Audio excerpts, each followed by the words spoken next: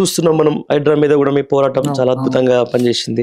దీంతో పాటు ఈ మధ్య కాలంలో గతంలో డిజిటల్ మీడియాకి సంబంధించిన దాంట్లో కొనతం దిలీప్ గారి కేసు చూస్తా ఉన్నాం. ఇప్పటికే హైకోర్టులో ఆయన ఒక స్టే ఆర్డర్ ఉంది, ఆయన అరెస్ట్ చేయొద్దని చెప్పేసి నాంపల్లి కోర్టులో కూడా చెప్పింది. ఆ తర్వాత మొన్న రీసెంట్గా ఆయన విదేశాల నుంచి వస్తున్న సందర్భంగా తీసుకొని పోవడం జరిగింది. అసలు ఏం జరుగుతుంది ఆ కేసులు? ఎందుకు ఆయన మీద అంత దగ్గర ఒక 30-40 కేసులు ఉన్నాయా? అయితే ఒకటి ఇప్పుడు మిర్రర్ ఛానల్ ద్వారా ప్రజలకు ఒక విషయం స్పష్టంగా చాలా మందికి రోజుకొక కేసు చాలా మందికి తెలియదు. ఇది ఒక్కసారి మీరు అంటే తెలంగాణ కావచ్చు, తెలంగాణ అన్ని అందరికీ తెలియాల్సిన అవసరం, ఈ సర్క్యులర్ తెలియాల్సిన అవసరం ఉంది క్లియర్ గా. అంటే అక్రమ కేసులు పెడుతూ అక్రమ అరెస్టులు చేస్తూ పోలీస్ అధికారులు చేస్తున్నటువంటి ఫాల్స్ అరెస్టులకి ఫాల్స్ కేసులకి ఈ డీజీపీ సర్క్యులర్, డీజీపీ ఇష్యూ చేసినటువంటి సర్క్యులర్ ఇది క్లియర్ గా చూడండి. ఇది 2023లో చేశారు. అదే రీసెంట్ గా 2025లో కూడా సేమ్ సర్క్యులర్ డీజీపీ ఆఫీస్ నుంచి డీజీపీ గారు ఇష్యూ చేసిన సర్క్యులర్ ఇది. తెలంగాణ డీజీపీ ఆఫీస్ నుంచి కన్సల్ట్ అన్ని పోలీస్ డిపార్ట్మెంట్స్ కి, హెడ్ ఆఫీస్ కి, అన్ని కమిషనర్స్ కి, అన్ని కమిషనర్స్ కి పంపించడం జరిగింది. ఏం రాశారు దాంట్లో? ఆ సర్క్యులర్ ఏముంది? ఇది ఒక సర్క్యులర్ నెంబర్, ఇదంతా చూపించండి. చాలా ఇంపార్టెంట్ ఇది. అంటే అందరికి ఉపయోగపడే సర్క్యులర్ ఇది. ఓన్లీ బీఆర్ఎస్ లీగల్ కార్యకర్తలకే కాదు, ఎవరికైనా సామాన్య ప్రజలకి అక్రమంగా అరెస్ట్ కాబడుతున్న ప్రతి ఒక్కరికి ఉపయోగపడేటువంటి సర్క్యులర్. ఈ సర్కిల్ లో ఏమేమి సర్క్యులర్ ఏమేమి ఉన్నాయి మనం డిస్కస్ చేద్దాం ఒకసారి. జూమ్ చేసుకో ఒకసారి. High court for the state of Telangana, Hyderabad. అది డేట్ 9/8/2023లో వచ్చినటువంటి సర్క్యులర్. అది circular number 12/SO/2023. Same circular 25లో కూడా ఇష్యూ సేమ్ మళ్ళీ ఇదే. దాంట్లో ఏమేమి హైలైట్స్ ఉన్నాయనేది ఇప్పుడు మనం డిస్కస్ చేయొచ్చు. ఒకటి అదే దీంతో పాటు దీన్ని అంటే మెయిన్ జడ్జిమెంట్ ఇది ఒక judgment, Asfaq Alam versus state of Jharkhand. ఇది ఒక జడ్జిమెంట్ ఇది. ఓకే.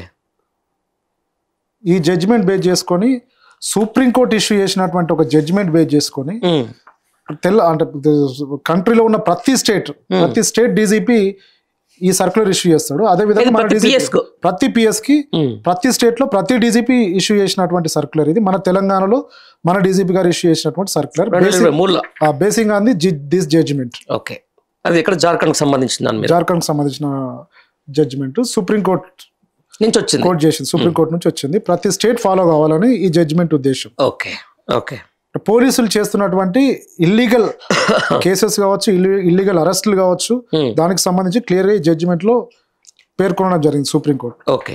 ఈ జడ్జిమెంట్ బేస్ చేసుకొని క్లియర్ గా ఇక్కడ ఇది ఒక్కటి చూపించాడు తమ్ముడు. All police officers be provided with a check list containing specific subs clauses under section 41 ACRPC previous. ఇప్పుడు 35 క్లాస్ 3 వచ్చింది. ఓకే. ఏది దాంట్లో ఫస్ట్ పేరాలో ఉన్నది? ఫస్ట్ పేరాలో, సెకండ్ పేరాలో. దాని ప్రకారం అంటే ఏం చెప్తుంది?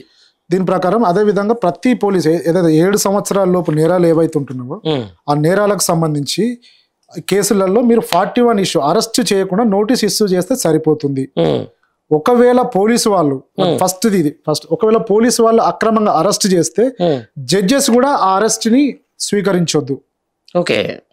ఫస్ట్ కాలం జడ్జెస్ కూడా అరెస్ట్ ని స్వీకరించకుండా అరెస్ట్ ని రిటర్న్ చేయాలి, రిమాండ్ నే రిటర్న్ చేయాలి, సెటెడ్ లిబర్టీ కింద వదిలేసేయాలి. This is the judgment. ఇప్పుడు దిలీప్ గారికి సంబంధించిన కేసులో LOC అంటే లుకౌట్ నోటీస్ మీద స్టే ఉంది. చాలా తన మీద బుక్ అయిన కేసులలో నాట్ అరెస్టులు ఉన్నవి.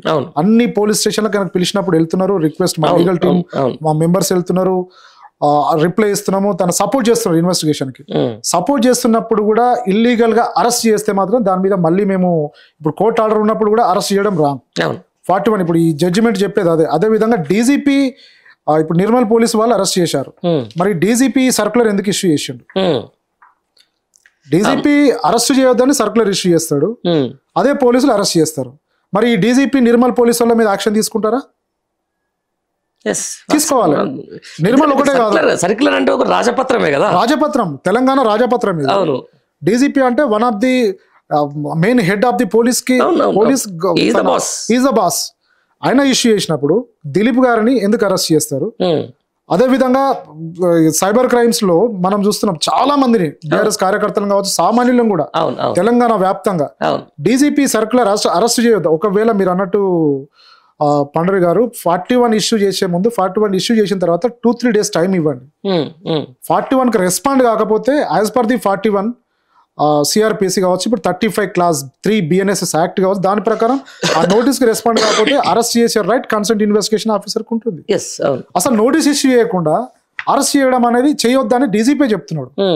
మరి డీజీ చెప్పినప్పుడు డీజీపీ ఇప్పుడు తెలంగాణ వ్యాప్తంగా బీఆర్ఎస్ యాక్టివిస్టుల మీద, బీఆర్ఎస్ లీడర్ల మీద, బీఆర్ఎస్ నాయకుల మీద, కామన్ ప్రజల మీద తప్పుడు కేసులు పెడుతున్న వాళ్ళ మీద, అరెస్టులు చేసి కోర్టుకు పంపిస్తున్న వాళ్ళ మీద డీజీపీ గారు ఏం యాక్షన్ తీసుకుంటారు? నిజంగా ఇది ఫేకా? మరి సర్కులర్ ఫేకా? డీజీపీ గారు ఇష్యూ చేయలేదా? నిజంగా ఇష్యూ చేస్తే ఎందుకు అరెస్ట్ చేసి ఎందుకు రిమాండ్కి పంపిస్తున్నారు? ఈ మధ్య దిలీప్ గారిని పెట్టి 50-60 మంది పోలీసులు వచ్చి బెయిల్ ఇచ్చిన తర్వాత కూడా బయటకు పంపించారు.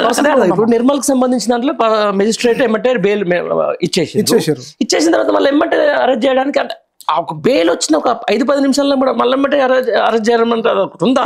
క్లాజ్ ఉంటుందా? క్లాజ్ లేదు. కొత్త కేసులు బుక్ చేస్తున్నారు ఆయన మీద. అంటే రీసెంట్ గా నేను ఒకటి బాగా చూసిన, కానిస్టేబుల్ కేసులు పెడుతున్నారు ఏంటి? అవును, సైబర్ క్రైమ్స్ చాలా అయినాయి. ఎందుకట్లా? అసలు వాళ్ళే సుమోటోగా తీసుకుంటారు, వాళ్ళే ఇది అంటే పబ్లిక్ ప్రజా ప్రయోజనాలకు ఇబ్బంది కలుగుతుంది, ప్రజా శాంతి భద్రతలకు విఘాతం కలుగుతుందని కానిస్టేబుల్స్ కంప్లైంట్స్ ఇవ్వడం జరుగుతుంది. ఎందుకట్లా? నిజంగా ఇప్పుడు ఒక రైతు తిట్టున్నారు, ప్రజల వాళ్ళ ఆవేదన వ్యక్తం చేస్తున్నప్పుడు అది శాంతి భద్రతలకు విఘాతం ఎట్లయితుంది? అదే అంటున్నా. ఇప్పుడు దిలీప్ గారు చేసేటువంటి ఏ పోస్ట్ కూడా ఫ్యాబ్రికేటెడ్ కాదు, మార్ఫింగ్ కాదు. నిజంగా ఆయన చేసేది సమస్యను ప్రజల దృష్టికి తీసుకెళ్తున్నారు. ఆ సమస్యను ఎవరిని మనోభావాలు కించపరచడం కావచ్చు, అది కాదు. ఒక పార్టీ సంబంధించిన సోషల్ మీడియాకు సంబంధించిన వ్యక్తి కావచ్చు, సీనియర్ బీఆర్ఎస్ లీడర్ కావచ్చు, తన వ్యక్తపరుస్తున్నప్పుడు దానిలో వాస్తవాన్ని అవాస్తవాన్ని ఇన్వెస్టిగేషన్ చేయాల్సిన పోలీస్ అధికారులు ఇల్లీగల్ అరెస్ట్ చేస్తున్నారు, డీజీపీ సర్క్యులర్ కు విరుద్ధంగా అరెస్ట్ చేస్తున్నారు. అంటే దీని ప్రకారం మనకు అర్థమయ్యేది ఏంటంటే డీజీపీ గారు మరి ఆయన దృష్టికి వెళ్ళట్లేదా? అట్లీస్ట్ మీ ఛానల్ ద్వారా వెళ్తుందని నేను అనుకుంటున్నాను. దయచేసి తెలంగాణ ప్రజానీకం 7 సంవత్సరాలు ఉన్న నేరాలలో అరెస్టు చేయొద్దని డీజీపీ గారు ఒక సర్క్యులర్ ఇష్యూ చేసిండు. ప్రతి ఒక్కరు ఈ సర్క్యులర్ మీరు ఆన్లైన్ లో ఉంటుంది, డౌన్లోడ్ చేసుకోండి. ప్రతి ఒక్కరు డీజీపీ గారికి అవసరం పడితే మెయిల్ కూడా పెట్టొచ్చు. ఎందుకంటే 7 సంవత్సరాలు నేరాలు నాకు నోటీస్ చేయకుండా అరెస్ట్ చేస్తున్నాను, ఎవరైతే అరెస్ట్ చేస్తున్నారో వాళ్ళ మీద లీగల్ యాక్షన్ తీసుకోమని డీజీపీ గారు కూడా ఈ సర్క్యులర్ ను కోట్ చేస్తూ మెయిల్ కూడా చేయొచ్చు. డీజీపీకి ఆఫీస్కి వచ్చి కూడా ఇవ్వచ్చు.